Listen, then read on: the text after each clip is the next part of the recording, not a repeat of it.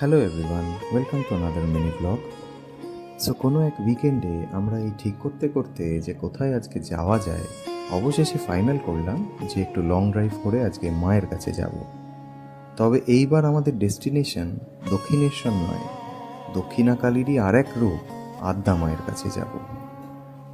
So বাড়ি থেকে বিকেল 5টায় বেরিয়ে বালিগঞ্জ ফাঁড়ি, পার্ক সার্কাস হয়ে শিয়ালদা ব্রিজ ক্রস করে শ্যামবাজার মোড় পেরিয়ে টালা ব্রিজের উপর দিয়ে ড্রাইভ করে অবশেষে পৌঁছে যাই ডানলপ মোড়।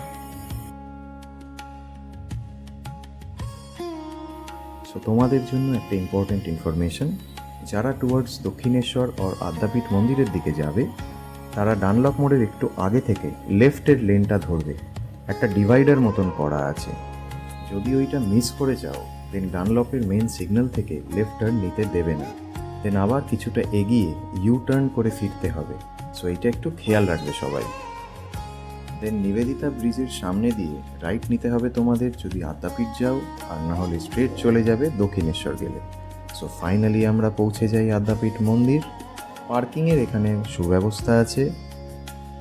আমরা ওখানে অ্যারাউন্ড 6:15 নাগাদ পৌঁছাই অ্যান্ড ওখানে নাট মন্দিরে বসে আদ্যা মায়ের সুন্দর গান শুনি।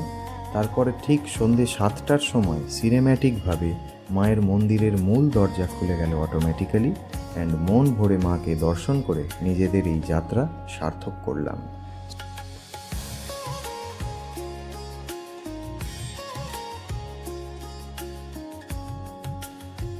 আদ্যাপীঠের এই নাট মন্দিরে ছেলেদের আর মেয়েদের আলাদা বসার জায়গা আছে।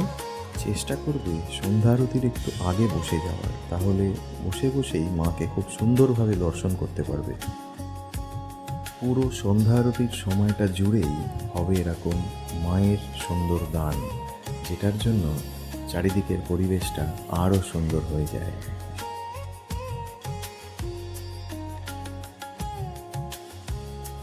সন্ধ্যা আরতির আগে বা পরে মূল মন্দিরের আশেপাশে যে অন্যান্য দেবদেবীর মূর্তি আছে, মন্দির আছে, সেগুলোও আপনারা দর্শন করে নিতে পারেন। সো এই ছিল আমাদের আদ্যাপীঠের মিনি ব্লগ। দেখা হবে খুব শীঘ্রই আরেকটা ভিডিওয়ে। Thanks and keep watching Beat and Beyond. Bye by.